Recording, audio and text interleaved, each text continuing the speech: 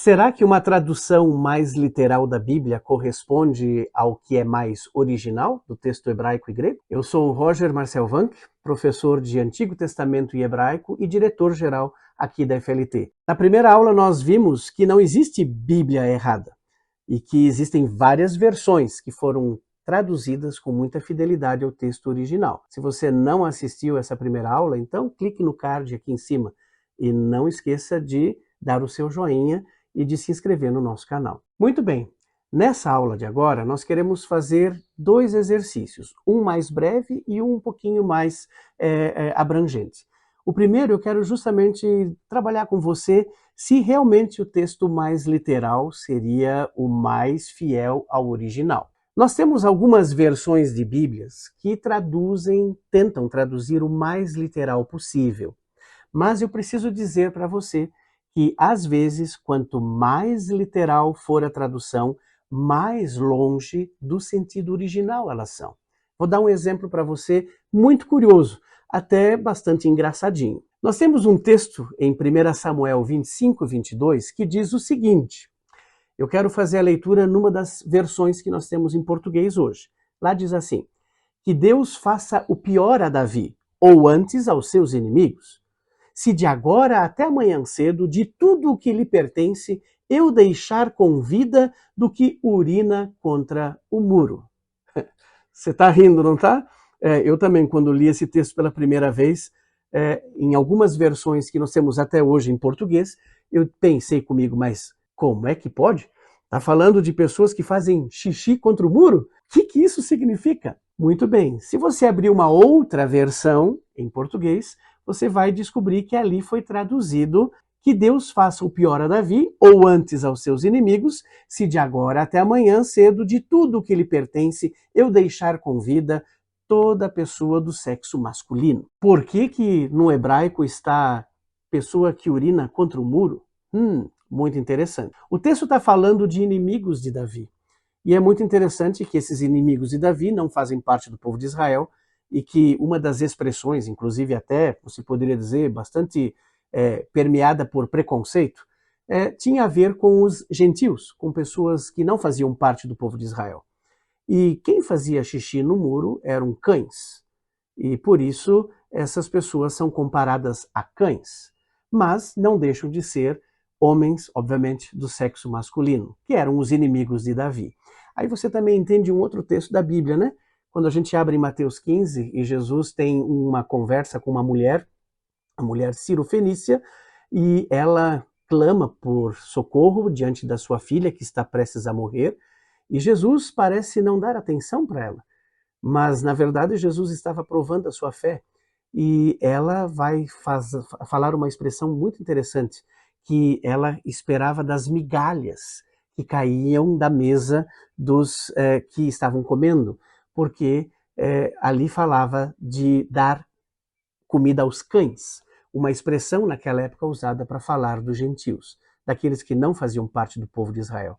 Essa mulher Ciro-Fenícia sabia dessa palavra até bastante vulgar, mas ela se coloca como uma humilde serva diante de Deus, que se contenta como cão, né, como um cão, a experimentar das migalhas. E Jesus a atende porque reconhece nessa mulher a sua fidelidade, a sua perseverança diante de Jesus.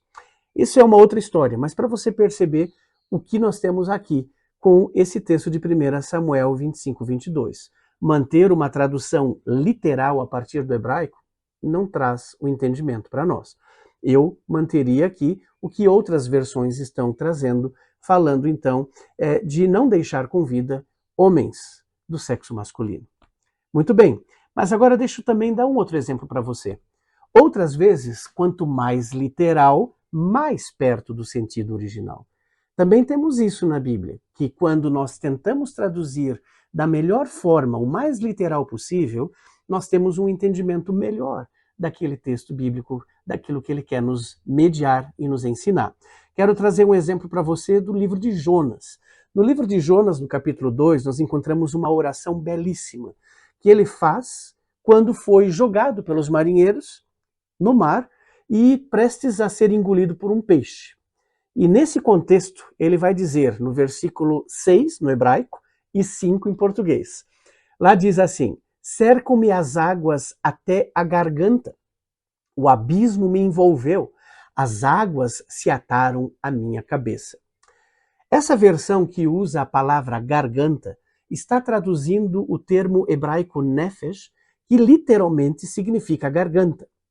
Mas algumas outras versões em português traduzem, ao invés de garganta, por alma, que é uma possibilidade, embora hoje no nosso Brasil, muito problemático. Eu, pessoalmente, não uso mais a tradução de nefesh para alma, por conta do contexto no Brasil marcado pelo espiritismo, marcado por uma compreensão equivocada do que significa a palavra alma. Por isso a palavra nefesh pode ser traduzida como vida, pessoa, pode ser traduzido também como eu mesmo. Mas aqui, nesse caso de Jonas, que está afundando nas profundezas do mar, ele está com água de fato até o pescoço, até a garganta. Ele está morrendo sufocado. Por isso, acertaram muito mais as versões que traduziram o termo nefesh no seu sentido literal, garganta, não no seu sentido antropológico, que tem a ver com o ser da pessoa. Então, por isso, cercam-me as águas até a garganta e não até a alma. Até a alma não faz muito sentido, mas até a garganta, com certeza. Jonas está sofrendo aqui quase que um afogamento e Deus o tira das profundezas do mar. Muito interessante essas duas possibilidades. Por isso, às vezes, quanto mais literal, mais longe do sentido original. Por outro lado, outras vezes, quanto mais literal, mais perto do sentido original. Quero fazer agora um outro exercício com você, um exercício um pouco mais prático. Para que aquilo que eu disse no primeiro vídeo e nesse não fique só na teoria, eu quero então exercitar com vocês o que a gente chama de comparação de versões bíblicas. E de propósito, eu peguei um texto bíblico muito conhecido, o Salmo 23. Esse é um dos textos mais famosos, muitas pessoas sabem esse salmo até de cor, principalmente na versão do Almeida Revista Atualizado, que basicamente formou a nossa fé cristã durante muitas décadas aqui no Brasil. Esse salmo, ele tem algumas peculiaridades muito interessantes para a gente poder entender como as Bíblias trabalham a sua tradução. Ele nos ajuda muito também a entender esse exercício, o que significa falar de tradução da Bíblia e como é que a gente pode lidar com as diferentes traduções em português. Eu vou apresentar para você, em primeiro lugar, versículo por versículo, sempre a minha tradução própria a partir do texto hebraico. E depois, na sequência, eu vou apresentar 4 traduções, 4 versões diferentes, que eu considero hoje as mais conhecidas. Talvez você tenha opinião diferente, não tem problema. Mas eu tenho usado aqui na faculdade, acima de tudo, a versão de Almeida, eu tenho usado a nova tradução da linguagem de hoje, a Bíblia de Jerusalém e também a versão da NVI. E são essas 4 que eu quero então apresentar para você. Vamos lá. O Salmo 23, no versículo 1, no hebraico, traduzindo para o português, diz o seguinte: O Senhor é o meu pastor. Eu não passo necessidade. O Almeida vai traduzir: o Senhor é o meu pastor, nada me faltará. A NVI: o Senhor é o meu pastor, de nada terei falta. A Bíblia de Jerusalém: Yahvé é o meu pastor, nada me falta. E a nova tradução da linguagem de hoje vai traduzir o primeiro verso: o Senhor é o meu pastor, nada me faltará. Percebam que entre a versão de Almeida Revista Atualizada e a nova tradução da linguagem de hoje, ambas publicadas pela Sociedade Bíblica do Brasil, no versículo 1 não houve diferença. Mas todas elas acrescentam algo que não está no hebraico. Acrescentam a palavrinha nada. É muito interessante que no hebraico não existe um objeto para o verbo faltar. Para o português, isso se faz necessário, porque se você tem falta de alguma coisa. Eu não tenho falta. Não me falta. No português não faz sentido. Por isso, todas as versões em português praticamente acrescentam esse objeto direto do verbo faltar, do verbo ter falta, na sua tradução em português. No original hebraico não há necessidade. O verbo, ele não precisa de complemento. Por isso também eu, na minha tradução, eu não passo necessidade, mantém, de certa forma, uma lacuna, porque quem não passa necessidade do quê? Ainda faltaria um objeto. Mas, quando eu traduzo dessa forma, eu também poderia deixar assim: eu não passo necessidade. Esse é o primeiro aspecto que a gente quer chamar atenção aqui para você quando a gente fala de tradução da Bíblia e das diferentes versões. Não tem nada de errado em acrescentar a palavrinha nada nesse versículo. Senão, na língua portuguesa, fica bastante complicada a compreensão. O versículo 2 eu vou pular, porque ele praticamente não teve nenhuma diferença entre as 4 versões que eu escolhi aqui para fazer esse exercício. Também em relação ao texto original hebraico. Mas o versículo 3 tem algo muito interessante que eu queria compartilhar com você. Ele diz, no texto em hebraico, minha vida ele restaura, minha vida ele faz voltar para ele. Ele me guia nos caminhos da justiça por causa do seu nome. Na versão de Almeida Revista Atualizada, refrigera-me a alma, guia-me pelas veredas da justiça por amor do seu nome. Na Nova Versão Internacional, restaura-me o vigor, guia-me nas veredas da justiça, por amor do seu nome. Na Bíblia de Jerusalém, restaura as minhas forças e me guia por caminhos justos, por causa do seu nome. E na versão da Nova Tradução Linguagem de hoje, o Senhor renova as minhas forças e me guia por caminhos certos, como Ele mesmo prometeu. Você já deve ter percebido que teve diferença, principalmente na primeira linha desse verso. No hebraico se faz uso de um verbo muito especial, o verbo shuv, que significa voltar-se.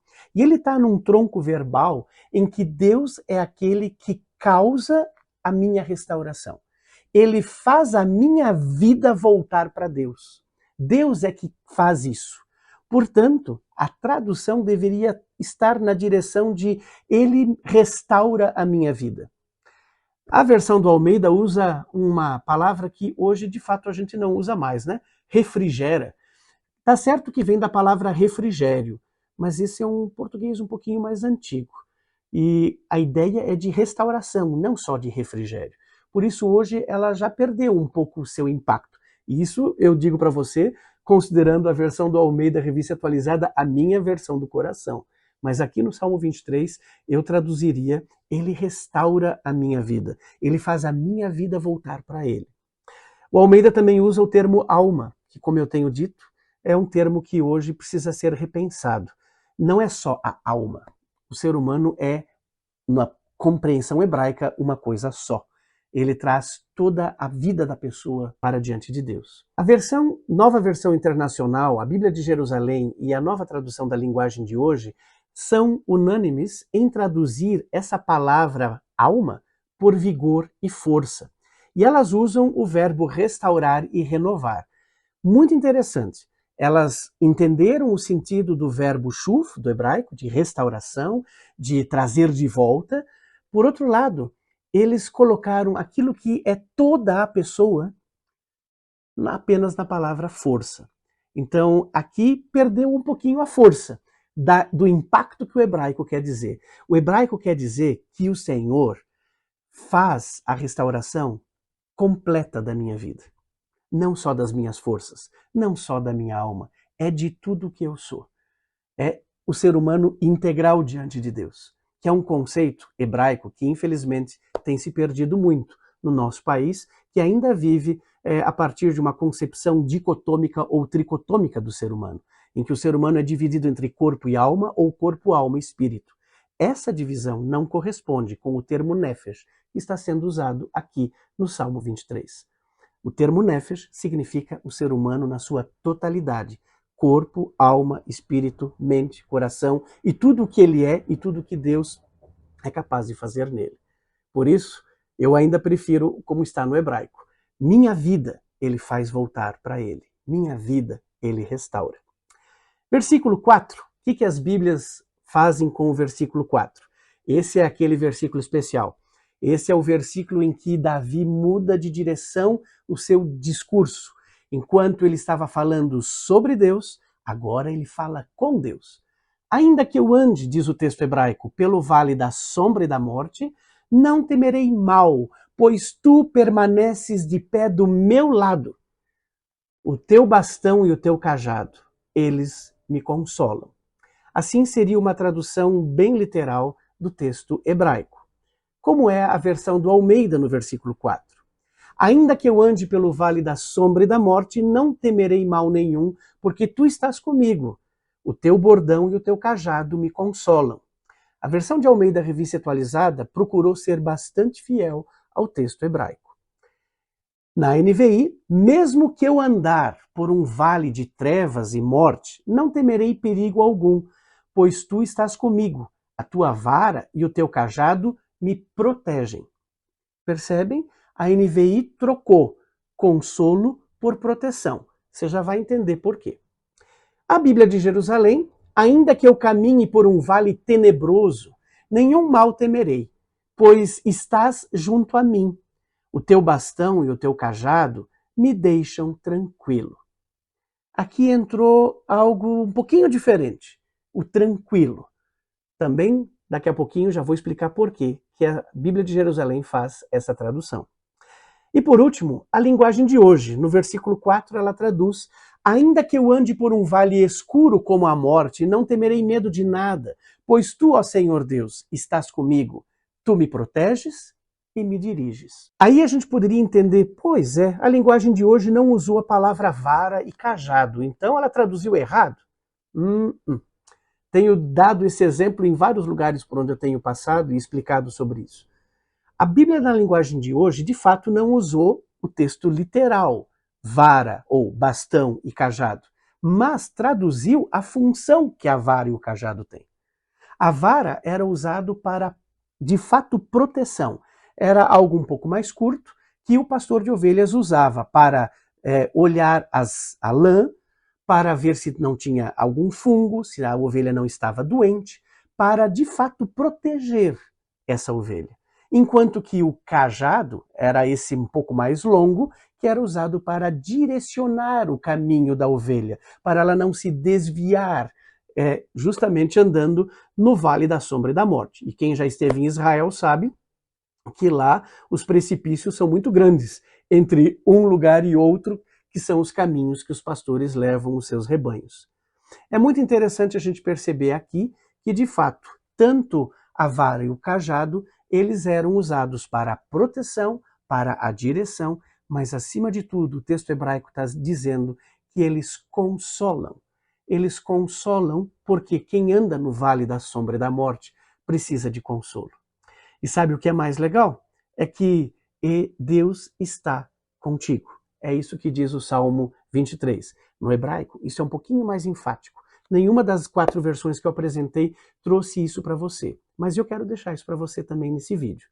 Lá está escrito, pois tu permaneces de pé do meu lado. É isso que o texto hebraico está sendo dito, está dizendo para você. Que Deus possa consolar você e possa estar com você quando o vale da sombra e da morte aparecer na sua caminhada. No versículo 5, quero chamar a atenção apenas para a tradução da Bíblia na Nova Tradução Linguagem de hoje, porque ela também faz uma explicação daquilo que no original está sendo dito. Você conhece?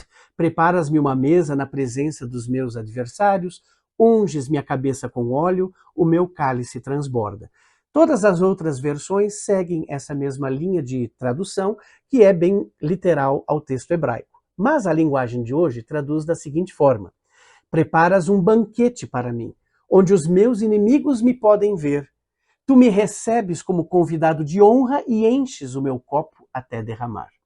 É muito interessante que aqui a gente tem exatamente essa perspectiva de um banquete que é celebrado, que é feito pelo rei, que é o único que poderia oferecer banquetes naquela época, e que acolhe esse refugiado que está sendo perseguido por inimigos.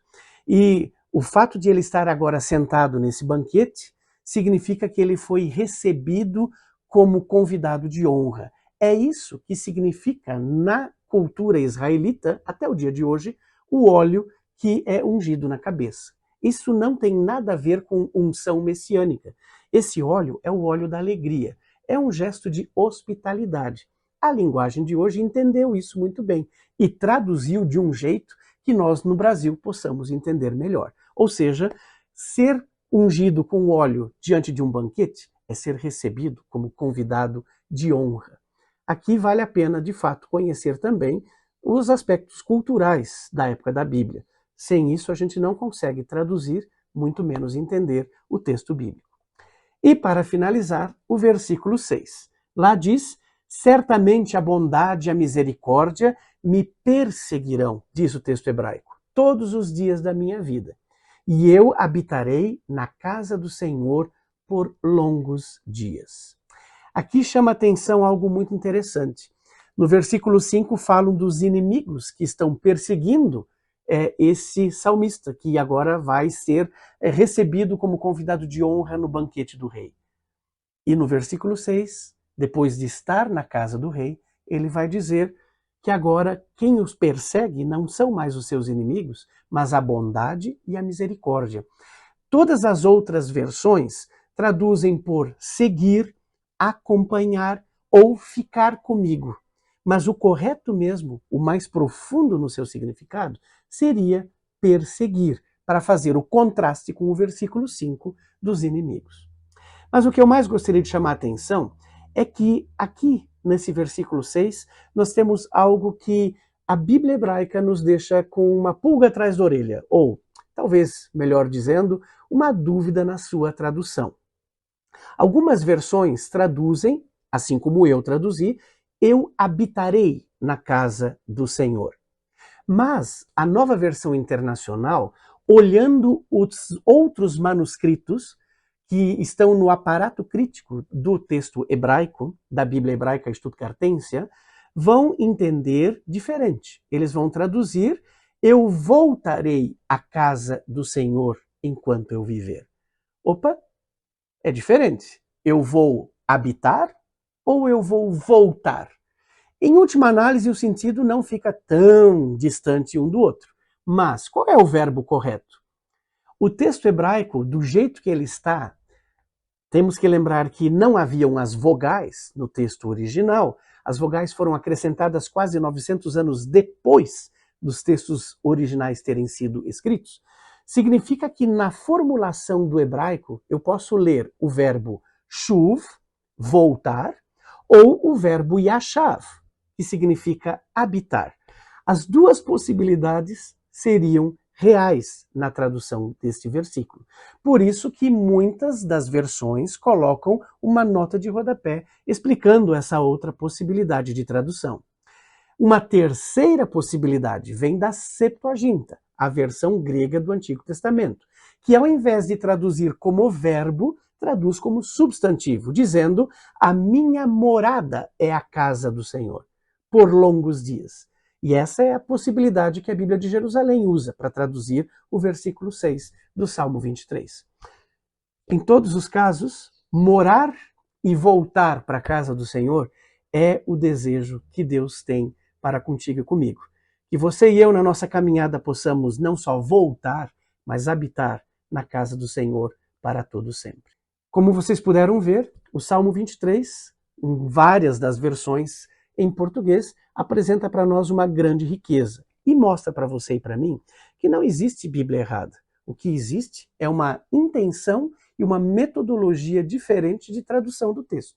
Todas elas foram fiéis ao texto original. Algumas um pouco mais fortes, enfáticas, que impactam um pouco mais a partir do texto hebraico, outras nem tanto, mas não por isso estariam erradas. O meu desejo é que você não tenha só uma única Bíblia na sua prateleira, mas que você tenha pelo menos umas 3, 4 diferentes e que quando você lê o texto bíblico, você possa fazer a comparação. Além de você ser edificado na fé, você vai aprender um pouquinho mais sobre o que está por detrás do texto bíblico original. Que Deus abençoe e ajude você na sua leitura e na sua interpretação da Bíblia, da Palavra de Deus. E se você quer aprender um pouco mais sobre a interpretação da Bíblia, então clique aqui embaixo na descrição desse vídeo para você conhecer os nossos cursos que a FLT oferece para você. E a gente se vê na próxima aula.